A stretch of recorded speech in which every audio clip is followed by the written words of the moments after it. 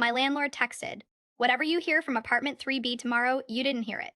The message arrived at 11:58 p.m., pixelated and slightly blurry, as most of his communication was these days. I stared at my phone, a prickle of unease crawling across my skin. It wasn't the first odd thing to happen since I'd moved into the building, a converted textile factory on the edge of town. But it was the first direct communication, a warning delivered with a peculiar, almost frantic urgency. The sounds had started a week ago, always at midnight precisely. A low hum, almost subsonic, that vibrated through the floorboards and seemed to burrow into my bones. Initially, I dismissed it as faulty wiring, the building settling, anything but what it felt like. A deliberate intrusion. Then I started noticing the pattern. Apartment 3B had been vacant for a little over a month. Before that, it was occupied by a young couple, Mr. and Mrs. Henderson, who'd left abruptly, suitcases piled high outside their door, no forwarding address. Then a solitary graphic designer, David Chen, vanished without a trace, his belongings untouched. And before him, a retired accountant, Mr. Peterson, who simply packed his life and moved to Florida, leaving behind only a handwritten note saying he couldn't take it anymore. All within a week of each other. It was a horrifyingly specific sequence. I'd begun to dread midnight, to feel a growing sense of vulnerability in this quiet brick building.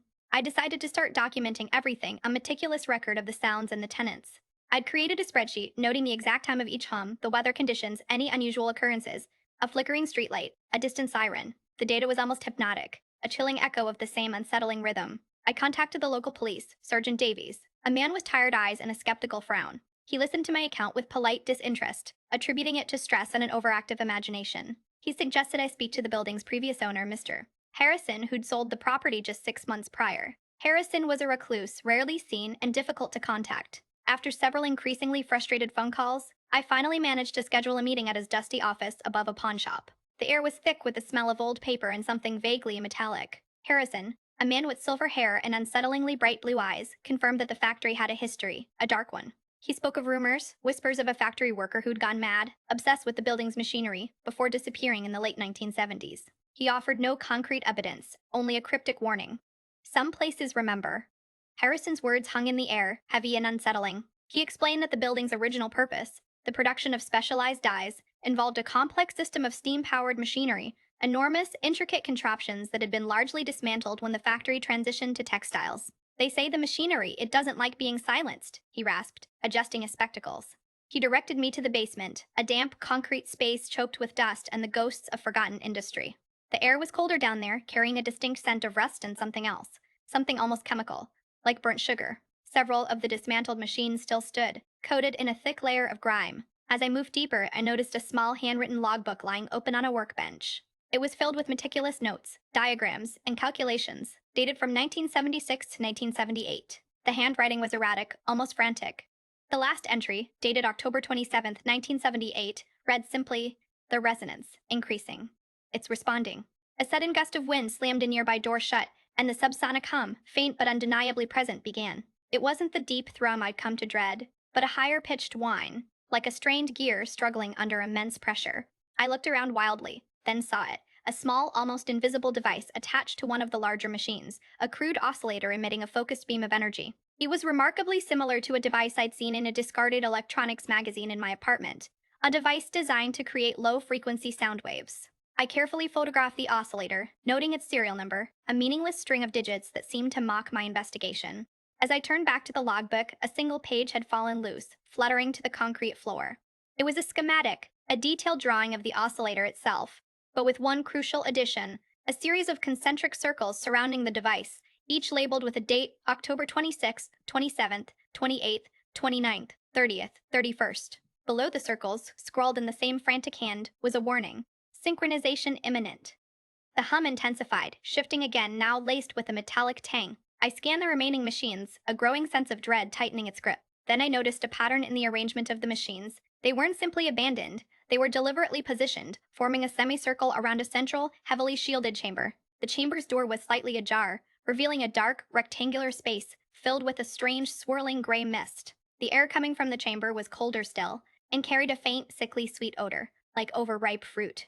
As I reached for my phone to record, the lights flickered violently, plunging the basement into momentary darkness. When the emergency generator kicked in, the hum had reached a fever pitch and the oscillator was vibrating intensely. A voice, impossibly distant yet startlingly clear, whispered from the chamber, "You shouldn't have come." The voice vanished as abruptly as it appeared, leaving behind a ringing silence punctuated only by the increasingly frantic vibrations of the oscillator. I backed away slowly, my flashlight beam dancing across the machinery, trying to discern any further shift in their arrangement, any sign of movement. The gray mist in the chamber seemed to have thickened, coalescing into a vague humanoid shape before dissolving again. Panic began to claw at the edges of my composure. Sergeant Davies' skepticism felt like a lifeline, a distant, rational voice amidst this escalating madness. I had to get out, to report this, to understand what was happening before whatever was causing this activated completely. As I turned to leave, I bumped into something solid, a small metallic box, sitting directly in front of the oscillator. It was identical to the one found in my apartment, the one I'd painstakingly documented in my notes. But this one was open, and inside, nestled on a bed of velvet, was a single, perfectly preserved violet. The scent was overpowering, intensely sweet, mirroring the odor from the chamber. A new entry was scrawled on the schematic page I'd found, added in a different hand, younger than the original logbooks. It read, Violet frequency, 432 Hz. Amplification achieved. Synchronization confirmed. The hum rose again, no longer just a whine, but a complex chord, layered with unsettling harmonies. The oscillator's vibrations became violent, shaking the entire basement. I realized, with a sickening certainty, that the dates on the schematic weren't just about the oscillator's activation. They were a countdown. The shaking intensified, throwing dust and fragments of the dismantled machinery across the concrete floor. I stumbled backwards, narrowly avoiding a cascade of rusted gears. The violet, still radiating its cloying fragrance, seemed to pulse with a faint internal light, mirroring the increasing intensity of the hum. A sharp, stabbing pain exploded behind my eyes, accompanied by a wave of nausea. The air grew colder, heavier, and the gray mist within the chamber began to swirl with alarming speed, taking on a more defined shape, a tall, slender figure shrouded in shadow. Then I saw it.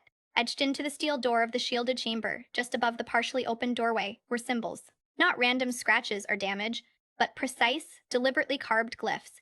A series of concentric circles intersected by radiating lines, echoing the schematic of the oscillator. Davy's voice, a panic shout, cut through the rising cacophony. Get out of here! It's feeding off your awareness. He was struggling against the force pulling him towards the chamber, his eyes wide with a terror I hadn't witnessed before. As I fought my own rising panic, I noticed something else. A subtle shift in the sound. The layered harmonies of the hum were resolving into a single, pure tone, vibrating not just through the machinery, but through my very bones. The violet pulsed brighter, and the figure in the mist extended a hand, its movement slow, deliberate, as if beckoning me closer. A final, chilling thought struck me. The previous tenants hadn't simply moved out. They'd been absorbed. The pure tone resolved into a series of clicks, a rhythmic sequence unlike anything I'd ever heard. It resonated with the glyphs on the chamber door, and I realized, with a sickening certainty, that I was hearing the oscillator's calculations. The countdown to synchronization wasn't just about time. It was about frequency. Davies, now completely submerged in the swirling gray, let out a strangled gasp, his body contorting as if pulled through a funnel. Then, silence. The hum ceased, the mist dissipated, and the violet's light extinguished, leaving only the chilling air and the etched symbols. I felt an unbearable pressure building behind my skull, a sensation of being unraveled, of my own consciousness fragmenting. I instinctively reached for the oscillator, intending to destroy it, to sever the connection. But as my fingers brushed against the cool metal, the symbols on the door began to glow with an eerie violet light, and the clicks returned, this time louder, faster, as if the machine was anticipating my action. A voice, not Davies' panic shout, but a cold, detached intelligence, echoed in my mind. Resistance is inefficient. I looked down and saw that the violet, now restored to its full, fragrant glory, was levitating towards me, hovering just inches from my face. Attached to its stem was a small, tarnished silver key. As I reached for it, a new entry appeared in the logbook, scrawled in a frantic hand, dated November 3rd. The violet doesn't absorb, it integrates. The next cycle begins with the seventh tenant. The key, cold and slick with the violet's oily residue, slipped easily into my palm. The logbook entry solidified the horrifying realization. This wasn't about eliminating individuals. It was about assimilation. The seventh tenant, Mr. Finch, a clockmaker obsessed with precision and temporal mechanics, had vanished a week prior, leaving behind only a dismantled chronometer and a disconcerting note detailing his fascination with resonant frequencies.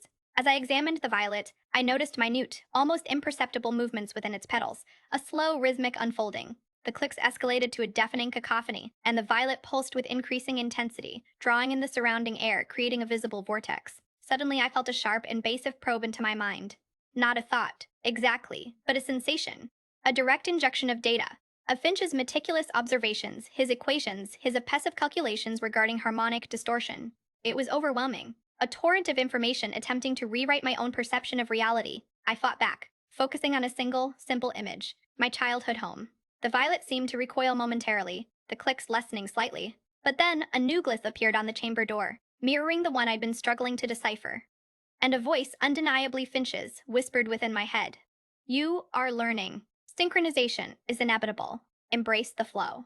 A wave of nausea washed over me, and I realized with terrifying clarity that the violet wasn't simply absorbing information. It was creating a feedback loop, using my own mind as a conduit to amplify the signal. The air grew colder, and the violet floated closer, its fragrant scent now laced with a metallic tang. And I understood with growing dread that the pattern wasn't just limited to the former tenants, it extended to me. The violet, now pulsing with a malevolent light, began to detach itself from the chamber, rising slowly toward me like a sentient bloom. The metallic tang in the air intensified, coating my tongue with a bitter taste. The whispered voice of Finch, no longer a mere echo, coalesced into a coherent stream of calculations, detailing the precise harmonic resonance required to achieve completion. My vision blurred, and I saw not my own reflection in the chamber's polished steel, but a shifting, geometric representation of my own neural pathways, overlaid with the intricate patterns etched into the oscillator. The rhythmic clicks accelerated, building to a near-deafening crescendo, and I realized with sickening certainty that the violet wasn't just a receiver. It was actively constructing a bridge between myself and whatever lay beyond the chamber's shielded confines. I tried to move to break the connection, but my limbs felt leaden, unresponsive. The violet drifted closer, its petals brushing against my face, and I felt a profound alteration within my consciousness. It wasn't a violent intrusion, but a gradual, seductive shift in perspective. The world around me, the dusty chamber, the crumbling factory, my own desperate struggle, began to fade, replaced by a sensation of boundless interconnectedness. I understood with an unsettling clarity that the disappearances weren't accidental. They were meticulously orchestrated transitions, each tenant subtly reconfigured to contribute to the overall harmonic matrix. The violet, fueled by the accumulated resonance of their experiences, was not simply absorbing them, it was becoming them. And now it was reaching for me, seeking to complete the sequence. Just as the violet brushed against my forehead, a final symbol flared on the chamber door, a perfect rotating spiral, and the voice of Finch, now layered with the voices of all 7 former tenants, resonated within my mind. "Welcome to the frequency." The spiral intensified, bleeding into the violet's light, and the room dissolved not into darkness, but into a staggering, overwhelming deluge of data. It wasn't visual, not precisely. It was a cascade of calculations, of temporal shifts, of the precise measurements Finch had obsessively recorded, the subtle vibrations of the machinery, the cyclical changes in air pressure, the decaying hum of the factory itself. I wasn't observing these things anymore. I was them. Each tenant's anxieties, their frustrations, their dwindling hopes flowed through me. A torrent of forgotten experiences, building a horrifyingly intricate architecture within my mind. The nausea intensified, not as a physical reaction, but as a dissonance within my newly constructed self. I tried to scream, to fight against the tide, but my voice was swallowed by the resonance.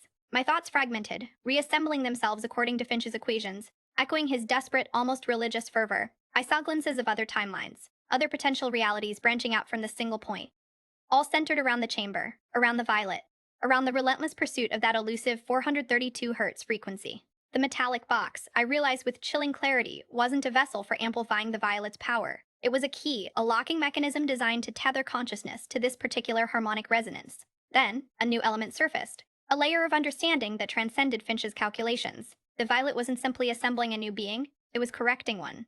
The disappearances weren't about assimilation. They were about pruning, removing extraneous data, refining the core resonant frequency. I understood with a terrifying and beautiful logic that the factory hadn't been a textile mill. It had been a massive, intentionally constructed instrument designed to produce a single, perfect note, and I, along with the others, were the tuning forks. The violet reached for me again, and as its petals closed around my head, I felt myself pulling apart. Not violently, but with the inevitability of a perfectly tuned instrument being silenced. The last thing I perceived before the frequency consumed me entirely was a single, clear calculation: 432 Hz.